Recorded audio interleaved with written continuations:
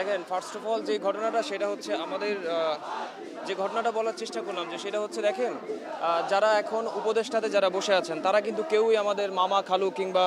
নিজেদের রিলেটিভ না, তাই না? সুতরাং সেই জায়গা থেকে আমরা মনে করি যে যাদেরকে আমরা আমাদের যে পালস, আমাদের যে প্রত্যাশা, সেখান থেকে তাদেরকে বসিয়েছি এবং তাদেরকে আমরা মনে করেছিলাম যে তারা খুবই লজিক্যাল রিজনেবল ডিসিশন তারা নিবে, যেহেতু তারা আমরা মনে করি যে তারা কোনো না কোনোভাবে সামহাও তারা প্রভাবিত, এবং সেই প্রভাবিত হওয়ার দরুন তারা এখনো পর্যন্ত যে সঠিক সিদ্ধান্ত, এবং সেই সিদ্ধান্তটা কিন্তু জনগণ 5 তারিখের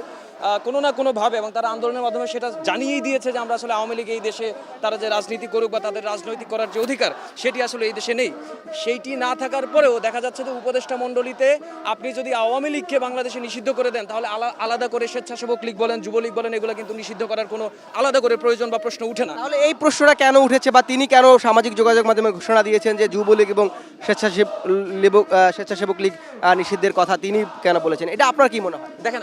আমি আগেও বলেছি যে আপনি যে দুইজনের কথা মেনশন করেছেন সেখানে কিন্তু মাত্র দুইজন, কিন্তু উপদেষ্টা কিন্তু মাত্র দুইজন না, দুইজনেই কিন্তু সব সিদ্ধান্ত নিতে পারে না। সেই জন্য আমরা বলেছি, আমরা মনে করি বা বিশ্বাস করি যে সিদ্ধান্ত যখন হয় সেই সিদ্ধান্ততে নানান ধরনের প্ররোচনা কিংবা প্রভাব থাকতে পারে। আমরা সেই সন্দেহের ভিত্তিতে আমরা মনে করি যে তারা যে সিদ্ধান্ত নিয়েছে, তারা যে সিদ্ধান্ত নিবে সবসময় সেটা আমরা গুরুভার বলে আমরা মান্য করব, সেটা কিন্তু না। আমরা বলেছি তারা আমাদের প্রত্যাশা বা পাস যদি পরিপূর্ণ করতে পারে তাহলে তাদের সাথে আমরা আছি, আদারওয়াইজ সেখানে যে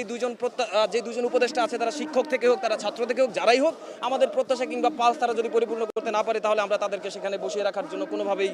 রাস্তায় আন্দোলন আবারও করবো না। আমরা মনে করি তারা আমাদের সিদ্ধান্তের প্রতিফলন ঘটাতে না পারলে তাদের বিরুদ্ধে আমরা যে কোনো সময় দাঁড়াতে প্রস্তুত।